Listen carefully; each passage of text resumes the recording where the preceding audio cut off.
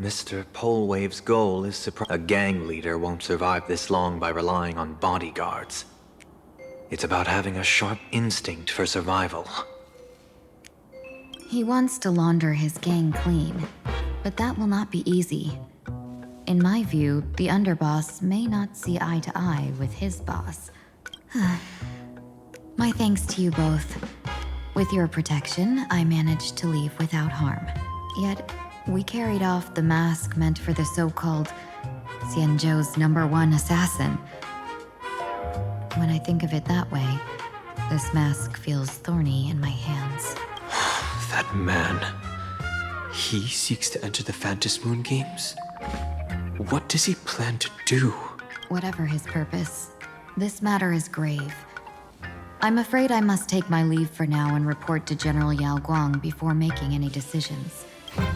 No need for that. I've been waiting here for you all for some time. Madam Yao, you came in person?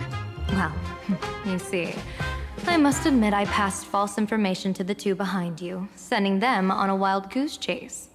I should personally ask for their forgiveness, as... That's true. Whatever they give you, just take it all and bring them to me. What kind of after-the-fact strategy is this? General, had you spoken plainly, Sunday and I would never have refused you. Why did you lie to us and claim that someone was lost and captured? I didn't lie. If not for the appearance of the former Vidyadhara High Elder and the runaway Master of Penacony, Miss Tingyun would still be trapped in those brutes' endless probing. Her being lost and captured was exactly the future I divined. I also foresaw bloodshed awaiting the Sinwish Syndicate. Had it come true, it would have been because Miss Tingyun failed to restrain her strength during the clash. Yet, with you two here, the gangsters' lives were spared. You even foresaw the anomaly with my body. Sometimes even when fate is foreseen, it cannot be changed. Fortunately, things did not come to the worst. As for Mr. Sunday, I've heard so much about you. With my 1,000 feathered eyes, I had the privilege of watching the broadcast of your entire goddess-ending feat in Penacony from far away. Truly magnificent. Let's not speak of that misstep anymore, General. Rather, we have brought back the mask, as you asked. How do you intend to use it? Surely not just to hold it and block the Stellaron Hunter's entry. That was the plan, but from one cause spring 100 outcomes. Now that the mask is in my hands, there are many possibilities. What do you say about using it to lure Blade here and strike him down together? Or perhaps I could wear the mask myself and personally compete in the Phantom Moon Games. That'd be interesting, right? Each mask used is gone for good. The Stellaron hunters will be left with a real headache. That'd be truly killing two birds with one stone. Madam Yao, this is deadly business. It's no laughing matter. Deadly. Miss Tingyun, that is exactly why I am here. Not to put Blade in his grave, that is. His ties to the Xianzhou have long since frayed. There was no need for me to snatch someone else's assignment and come here only for his sake. Snatch someone else's assignment? So the Xianzhou envoy was supposed to be someone else? To be frank, this journey to plain Arcadia was meant for Jingyuan, the divine foresight. The Lawfu Cloud Knights recently returned from the great battle against Iron Tomb, and the honor should have been his. Yet, before his departure, I cast several divinations on all parties involved and received this result.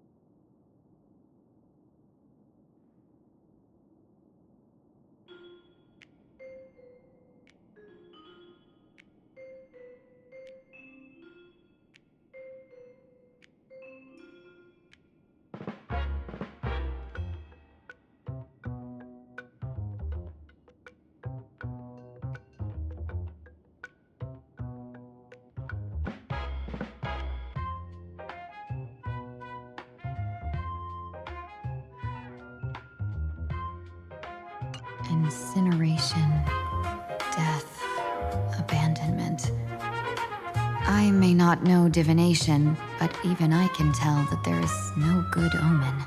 Unfortunately, the two top diviners of the Yuchui and the Luofu, in other words, my junior soror, Fu Xuan, and I, cross-checked each other's extrapolations and came to the same astonishing conclusion.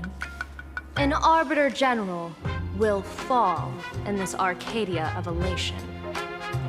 Even so, you're still taking the mission meant for Jingyuan?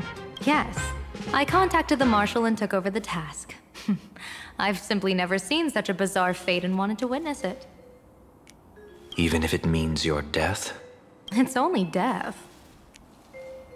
If I can die in these Phantom Moon games to achieve a moment of godhood, then my death won't have sullied the Xianzhou's honor. Miss Tingyun, hand me the mask.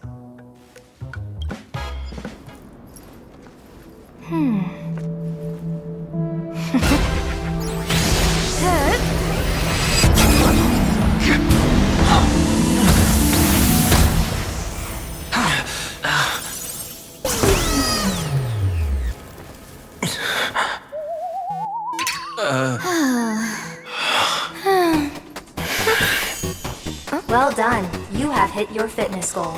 Another active and fulfilling day. Sorry, Sunday. My body instinctively sensed danger. Once the mask for joining the Phantom Moon games is worn, it binds tightly to the supplicant and manifests the shape of the wearer's soul. I read something like this in the Views of the Universe from a Star Skiff. It's confirmed now. This mask is indeed genuine. Congratulations, Mr. Sunday. You're now a supplicant in the Aeonic game. What exactly are you trying to do, Seer Strategist? Twice now you've acted without warning. Do you mean to make an enemy out of the Astral Express? Dan Heng, let me take care of this.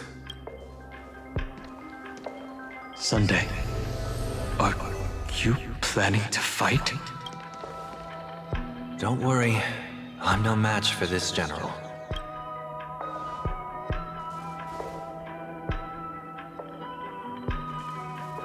General Yao Guang, how do you pierce my thoughts? I ran a check with my tuning, and there were no signs of any outside intrusion.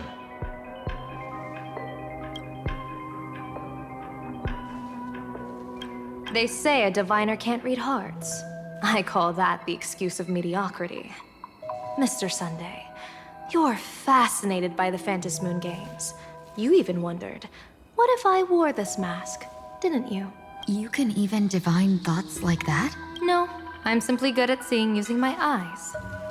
Though Mr. Sunday never asked to examine the mask, he's glanced at it at least 3 times since we started the conversation.